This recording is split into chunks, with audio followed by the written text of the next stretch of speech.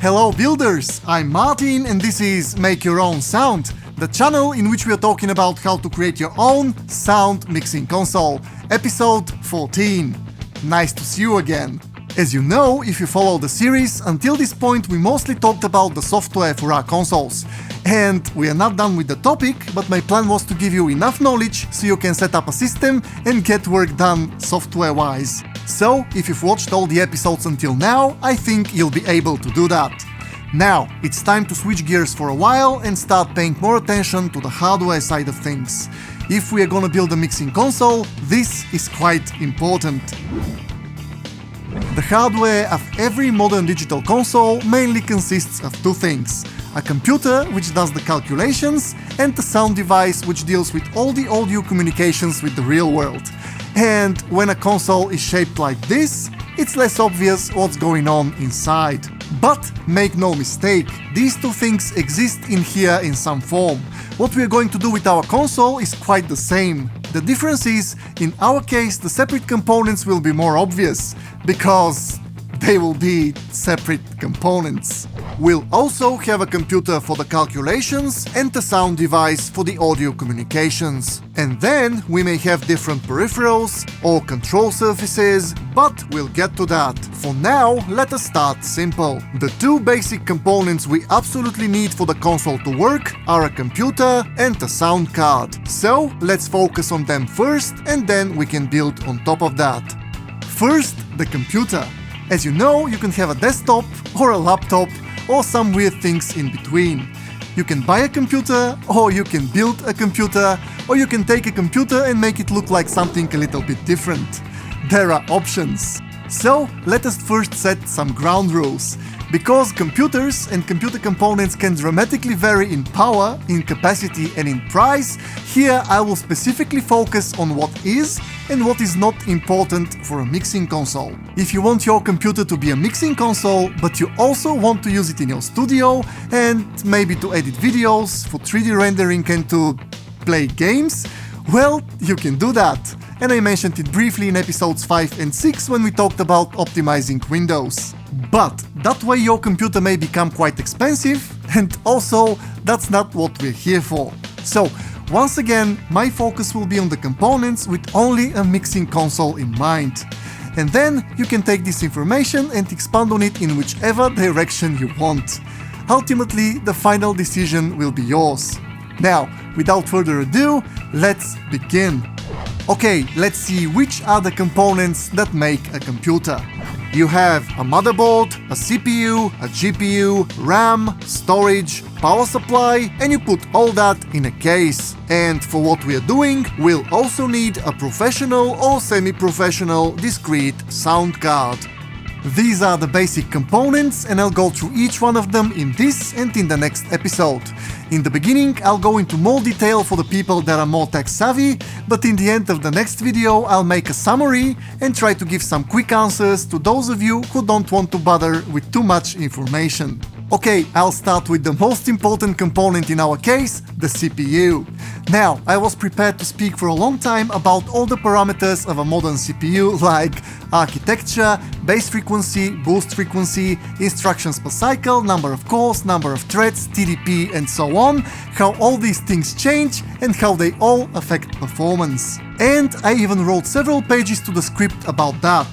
But then I thought, is that really helpful? If you are someone who knows computers, you probably already know these things and they will be boring for you. And if you're not, all this information may be more confusing than helpful. Quite a lot of years have passed since the time when CPUs had only one core and a fixed frequency. You just get the CPU with the most megahertz and you'll probably be fine. Modern CPUs are not that simple. For example, nowadays a slower CPU may have more performance than a faster one, depending on a variety of factors. So, instead of explaining all of those, I've decided it will be easier to give you this. I actually saw this page for the first time in the SAC forum, so thank you guys. This is a chart which shows the single core performance of many CPUs with models from about 20 years ago, right up to the most modern stuff. And as far as live audio mixing is concerned, the single core performance of the CPU is what we need. I will explain why in just a moment. So, if you want things to be easier, you can just use this chart to choose a CPU for yourself based directly on its performance, without delving too deep into where this performance comes from. If you click here, you can see all the desktop CPUs. But if you instead want to go with a laptop, you can click here for all the mobile ones, or here for the server ones. And also here you can find price to performance charts, so you can select things based on value. But even though this chart exists and can be immensely helpful, there are still some things we need to know about the CPUs which will help us make the right decision. I want to tell you about two things. First, why are we interested specifically in the single core performance of the CPU? Let me explain. You already know that CPUs have cores, like 2 cores or 6 or 8 and so on. And to have many cores is beneficial to certain kinds of workflows, like 3D rendering or video editing, for example. There, the work is distributed among the cores and they all work simultaneously in parallel. Not so much in our case though. Now, this is important. You see, in most cases, low latency real-time audio processing is a serial job and not a parallel one. I'll try to explain why simply and not go into technical details. You have an audio signal. Then you put it through an equalizer, which makes some changes to that signal. When the CPU calculates that, the now changed signal then goes to a gate and changes once more. When the CPU calculates that, the newly changed signal goes to a compressor and changes again. And when the CPU is ready with that, you can put the signal through something else and then direct it to an output. So, you see, the audio is a chain, and these things need to happen one after the other and cannot be calculated simultaneously from the beginning, or the result will be completely different. Then you may say, okay, but what if one CPU core does the first 2 calculations and then pass the audio over to another core to continue the job from this point on? Well, I'm not a programmer and I will not pretend to know in detail how exactly the CPUs work internally, nor how Windows distributes a workload over multiple cores. So, as far as I know, you can use multiple cores, but it's not a very good idea. It seems that when information jumps from one core to another, the process is not completely seamless. There is a very small delay every time something jumps from core 1 to core 2, then to core 3, and so on. It's like you're interrupting the data flow and thus the sound just a little bit every time you switch cores. These jumps can happen many times in a second, and all their small delays add up, which in practice manifests in glitches and artifacts in the sound, which is not something you want when mixing live. And then I hear you say, but when I mix a song in my studio, my DAW uses all the cores in my CPU. And you're right, but it's not the same at all. When you're mixing in your studio, you're not trying to have a super low audio latency. So when you put more load on your project and the audio starts to glitch, you can simply raise the buffer of your sound card driver. This will smooth out all the glitches, but will introduce quite a large audio latency, which is not a problem when you're mixing a song in your studio, but is a massive problem when you're working live. You don't want your vocalist to sing something and her voice to return to her monitor half a second later. You need the sound to pass through your console as fast as possible and as clean as possible.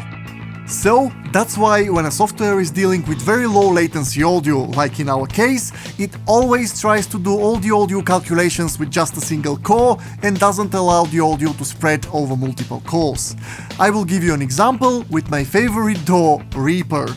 If I open Reaper and go into Preferences, you'll see that this tick is off by default. This means that by default, Reaper will do its live monitoring with just a single core. I still have the option to tick this and allow the software to use more cores. But you can see that just below this option there is a warning against that, saying I can have problems in low latencies.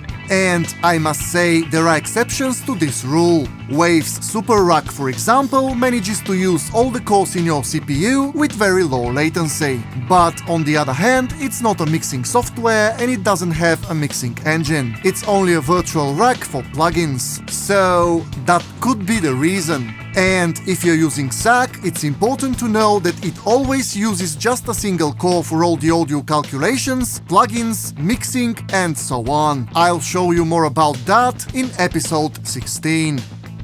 Well, I really hope that I was able to explain the thing with the cores at a popular level, but again, I confess my knowledge here is limited when it comes down to what exactly happens in the CPU itself or what the operating system does. I just practically know the implications and the end results of all this and how to use it in my advantage. So, if some of you know more about how this works in detail, you can tell me in the comments. Now, let's see how all the information I just tossed at you translates into the real world and what we can do with it. And the conclusion is, you don't need many cores. It's many times better to have a CPU with less but stronger cores instead of one with many but weaker ones. That's why this benchmark is so helpful. It doesn't measure the performance of a CPU with all its cores combined. It measures the performance of a single core of a given CPU, which is exactly what we need. But when we come here to choose a CPU, it may be a little bit confusing. Let's go and click on the desktop CPUs and see some examples.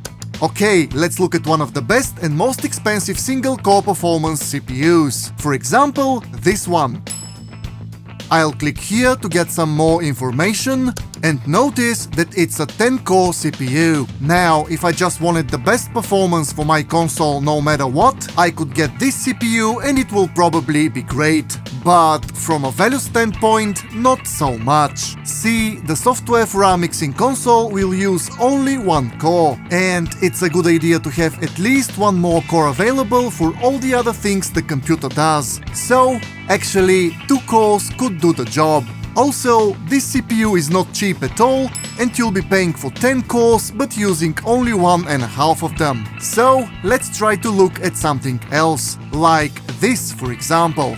It has just a little bit less single-core performance for less than half the price. It has only 6 cores, which in our case actually makes more sense. Or what about this? Only 4 cores at even a better price. I found that 4 cores are actually a great sweet spot for what we are doing. Or if I wanted to try and squeeze even more value from my CPU, I could even get this. It has only 2 cores and a surprisingly good performance for its price. Okay, so far so good. Now, there's only one other thing about the CPUs I need to focus your attention to, and that is the CPU threads. If I look at this CPU again, I can see that it has 10 cores but 20 threads. And if I look at this CPU, it has 2 cores but 4 threads. So, what does it mean? Simply put, it's a way for the CPU to give you a little bit more performance in multi-core applications by creating what I like to call virtual or logical cores. So, for every real physical core it has, the CPU creates one virtual core. This is physical core 1 and this is virtual core 1. This is physical core 2 and this is virtual core 2 and so on. And now you have 2 cores but 4 threads. But make no mistake, these virtual cores don't have the power of the physical ones. In the absolute best scenario, they may reach about 50% of the performance of the physical cores, but in real life it's more like 20 or 30%. So, no matter how much it is, these virtual cores help if your CPU performs a heavy multi-threaded work. But in our case, not only that it doesn't help, but the virtual cores can actually make things worse. Let me show you. If I go into Windows and start Task Manager, here's how a CPU with only 2 physical cores looks like. And here's how a CPU with 2 cores but 4 threads looks like. These 2 are physical cores and these 2 are virtual ones. But if you don't know which one is which, you may get confused, because a CPU with 4 physical cores and no virtual cores looks exactly the same. And here comes the problem. A software may not know the difference between a physical core and a virtual one. And as I said earlier, the live mixing software you have most probably will use just a single core. If you use SAC, for example, it will try to lock itself to one core and will never let go of it.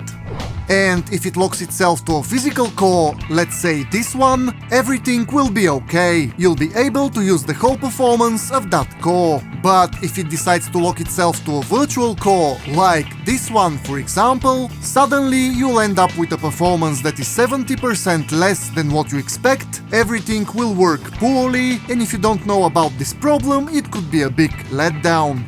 So, what can you do about it? Well, two things.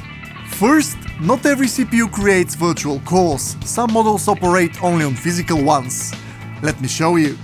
I'll open the benchmark page again, and if I look at, let's say, this CPU, I can see that it has 8 cores and 8 threads. So, no virtual cores here. If you get one of those CPUs, you'll be okay, because they have only physical cores.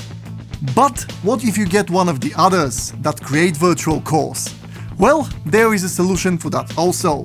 In most cases, you can just disable this function of the CPU in the BIOS of your computer, and this way to tell your CPU to use only its physical cores.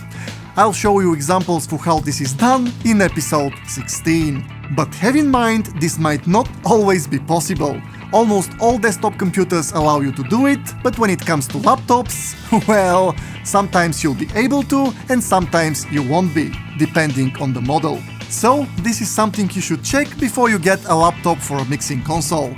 I'll show you what to look for also in episode 16. And in the end, one more thing. I will open the benchmark page once again. If you've seen this page before, you probably know that just until recently, all the best spots in this benchmark were all taken by Intel CPUs. But I'm actually happy to see that this is changing. AMD released its new Ryzen 5000 series in November 2020, and you can already see these CPUs are overtaking Intel for the top spots and at a lower price. Look at this performance and this price, and now look at this performance and this price. Soon, I guess more AMD CPUs will appear on top of this chart. And this is good news for all of us. So, choose your CPU wisely. It's important. If you decide to build your computer, you'll have more options, but even if you decide to buy a pre-built desktop or a laptop, the CPU is a component you'll always have options to configure. Okay, I think we're finished talking about the CPU. Now we are left with only 7 more components to talk about.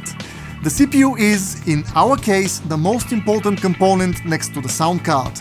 That's why it took me so much time to cover. So, I'll end this video here, and in the next one I'll continue with the motherboard, the GPU, the RAM, the storage, the power supply, the case, and the sound card. And also, I want to put a little spoiler here for what's to come. You heard me mention episode 16 several times now, which will be not the next episode, but the one after that. Today we talked about the CPU performance, but what I did is just show you some benchmark numbers. This CPU is better than this CPU, and it's worse than that CPU. But until now, for a sound engineer, this means nothing. If I were in your place, I would actually want to know how these numbers translate to the real world. For example, how many audio channels can I run simultaneously? How many EQs and compressors can I have? How many third-party plugins can I run? And ultimately, how big and complex mixing project can I create and run on a given system? And that's exactly what I want to give you, so you can see practically what's possible and what's not. So I took whatever computers I could get my hands on, specifically 6 desktops and 4 laptops from different eras and with different performance. Then I devised a practical test and tested all of them so I can show you what exactly you can expect from a given hardware. And when I finish with all the computer components and what to pay attention to in the next episode, I'll give you the results from the real-world tests in episode 16, Sound Engineer style. So, if you don't want to miss that, you can, no pressure, only if you want, click on the subscribe button. And over with this video. See you soon in the next one. And thank you for watching. Oh, you're still here? Great! I have some news. In the past few months, some of my subscribers suggested that I create a Patreon page, so I made one. There's a link in the description. And also for the Patreon page, I made a welcome video. It's a more personal one, and in it I share some behind the scenes stuff about the channel, about my work process and that kind of stuff. So, if you're curious, you can go and check it out. And in the meantime, I'll always be here creating new videos for you.